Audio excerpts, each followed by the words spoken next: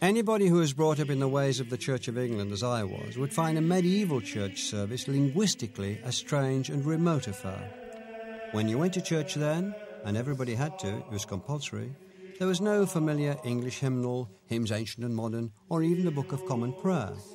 Everything was in Latin, and at best you'd only have understood the odd word of it.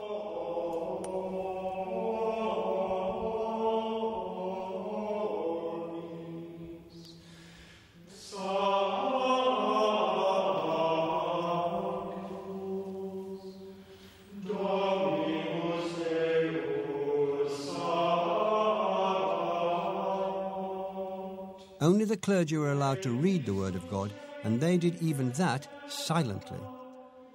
A bell was rung to let the congregation know when the priest had reached the important bits.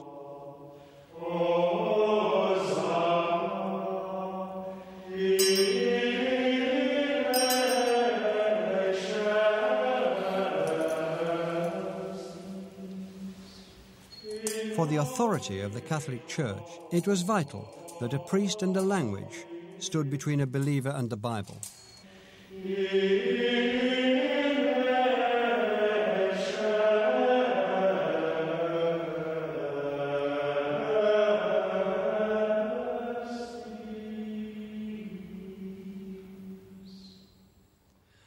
But all that was about to change dramatically.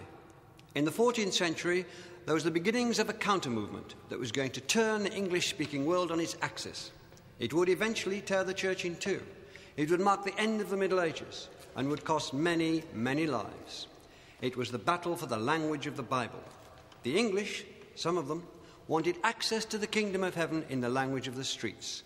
They wanted a Bible that belonged to them, and they were prepared to fight for it. It was the boldest way for English to become the language of real power.